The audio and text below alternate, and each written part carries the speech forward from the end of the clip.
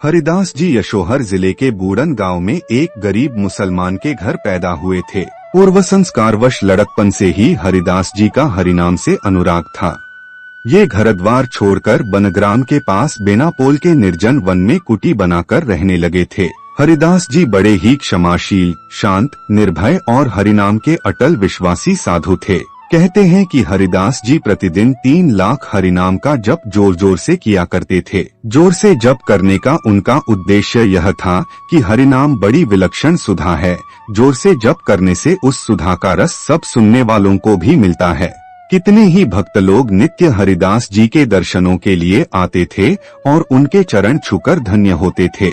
वे सबको हरिनाम लेने का उपदेश देते थे और कहते थे कि बिना हरिनाम के आदमी का उद्धार नहीं हो सकता। शरीर निर्वाह के लिए वे गांव से भीख मांग लाया करते थे। किसी दिन कुछ अधिक मिल जाता तो उसे बालकों या गरीबों को बांट देते। दूसरे दिन के लिए संग्रह नहीं रखते। इनके जीवन की 2-3 प्रधान घटनाएं पढ़िए। एक बार बनग्राम के रामचंद्र खां नामक एक दुष्ट हृदय जमींदार ने हरिदास जी की साधना नष्ट करने के लिए धन का लालच देकर एक सुंदरी वेश्या को तैयार किया। वेश्या हरिदास जी की कुटिया पर पहुंची। वे नाम कीर्तन में निमग्न थे। हरिदास जी का मनोहर रूप देखकर वेश्या के मन में भी विकार हो गया और वह निर्लज्जता से तरह तरह की कुचेष्टाएं करने लगी। हरिदास जी रात भर जप करते रहे, कुछ भी न बोले। प्रातःकाल उन्होंने कहा, नाम जप पूरा न होने से मैं तुमसे बात न कर सका। वेश्या 3 रात तक लगातार हरिदास जी की कुटिया पर आकर अनेक तरह की चेष्टा कर हार गई। हरिदास जी का नाम कीर्तन क्षण भर के लिए भी कभी रुकता नहीं था। चौथे दिन रात को वह हरिदास जी की कुटी पर आकर देखती है कि हरिदास जी बड़े प्रेम से नाम कीर्तन कर रहे हैं। आंखों से आंसुओं की धारा बहकर उनके वक्षस्थल को धो रही है। वेश्या 3 रात हरिनाम सुन चुकी थी। उसका अंतःकरण बहुत कुछ शुद्ध हो चुका था। उसने सोचा, जो मनुष्य इस तरह मुझ जैसी परम सुंदरी के प्रलोभन की कुछ भी परवाह न करके हरिताम में इतना उन्मत्त हो रहा है, वह कोई साधारण मनुष्य नहीं है। अवश्य ही इसको कोई ऐसा परम सुंदर पदार्थ प्राप्त है जिसके सामने जगत के सारे रूप तुच्छ हैं। वेश्या का हृदय बदल गया। फंसाने आई थी, स्वयं फंस गई। साधुवज्ञा के अनुताप से रोकर वह हरिदास जी के चरणों पर गिर पड़ी और बोली, स्वामी मैं महापापिनी हूँ, मेरा उद्धार करो। हरिदास जी उसे हरिनाम दान से कृतार्थ कर वहाँ से चल दिए। वेश्या अपना सर्वस्व दीन दुर्हखियों को लुटाकर तपस्विनी बन गई और उसी कुटिया में रहकर भजन करने लगी और आगे चलकर वह महान भक्त हुई। यह साधु संग और नाम श्रवण का प्रत्यक्ष प्रताप है। इस प्रकार वेश्या का उद्धार करके हरिदास जी शांतिपुर गए। अद्वैताचार्य जी नाम के एक प्रसिद्ध विद्वान वैष्णव वहाँ रहते थे। उन्होंने हरिदास जी को बड़े प्रेम से अपने घर में ठहराया। दोनों में बड़े प्रेम से हरिचर्चा होने लगी। अद्वैताचार्य जी भागवत आदि ग्रंथों को पढ़कर हरिदास जी को सुनाते थे। उन्होंने अपने ग्राम के निकट हरिदास जी के लिए एक गुफा बनवा दी थी। हरिदास जी उसी में हरिभजन किया करते थे। केवल दोपहर में अद्वैताचार्य जी के घर आकर भोजन कर जाया करते थे। शांतिपुर के पास ही फुलिया गांव है। यह ब्राह्मणों की बस्ती है। यद्यपि हरिदास जी यवन थे, फिर भी वे जिस प्रेम और भक्ति से हरि की सेवा करते थे, उससे सब लोग उनका बड़ा आदर करते थे। वे नित्य गंगा स्नान करते और बड़े प्रेम से हरिनाम का उच्चारण करते थे। उस समय मुसलमानों का राज्य था।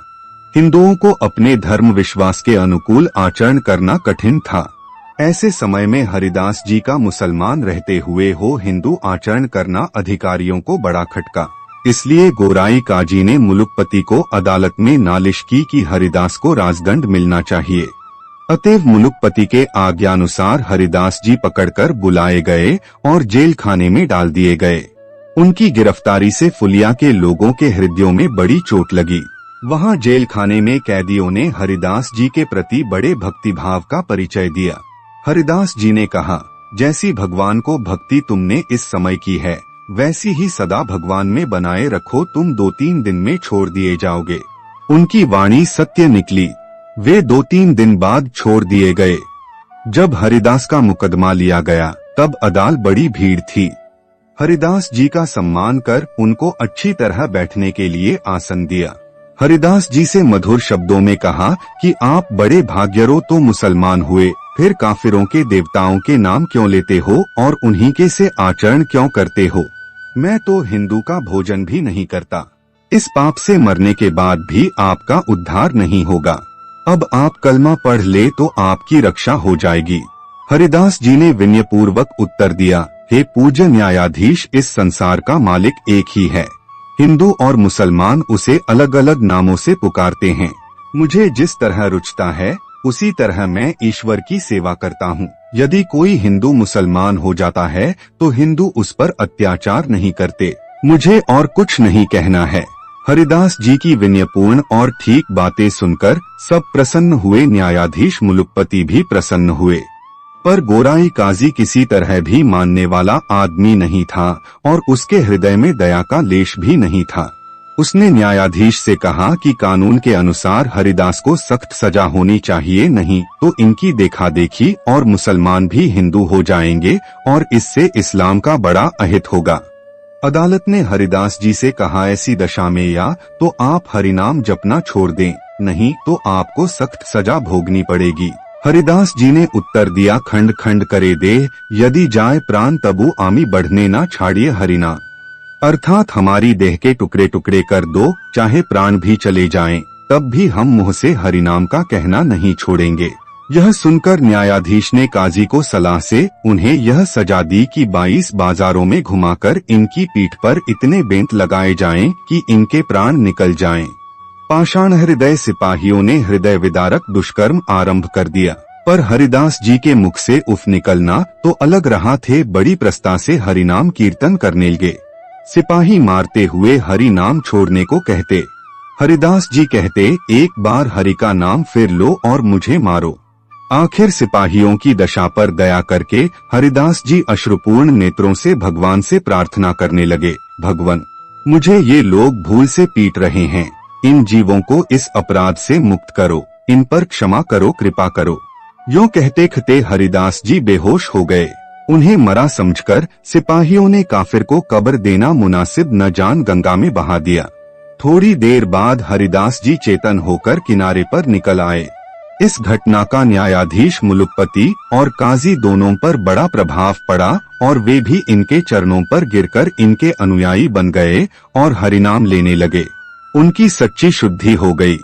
एक बार हरिदास जी सप्तग्राम में हिरण्य मजूमदार नामक जमींदार की सभा में हरिनाम का महात्म्य वर्णन करते हुए कह रहे थे कि भक्तिपूर्वक हरिनाम लेने से जीव के हृदय में जो भक्ति प्रेम का संचार होता है वही हरिनाम लेने का फल है। इसी बातचीत में जमींदार के गोपाल चक्रवर्ती नामक एक कर्मचारी ने हरिनाम की निंदा करते हुए कहा कि ये सब भावुकता की बातें हैं। यदि हरिनाम से ही मनुष्य की नीचता जाती रहे तो मैं अपनी नाक कटवा डालूं। हरिदास जी ने बड़ी दृढ़ता से कहा, भाई, हरिनाम स्मरण और जब से यदि मनुष्य को मुक्ति न मिले तो मैं भी अपनी नाक काट डालूंगा। कहा जाता है कि 2-3 महीने बाद ही गोपाल की नाक कुष्ठ रोग से गलकर गिर पड़ी। हरिनाम निंदा का फल तो इससे भी बुरा होना चाहिए।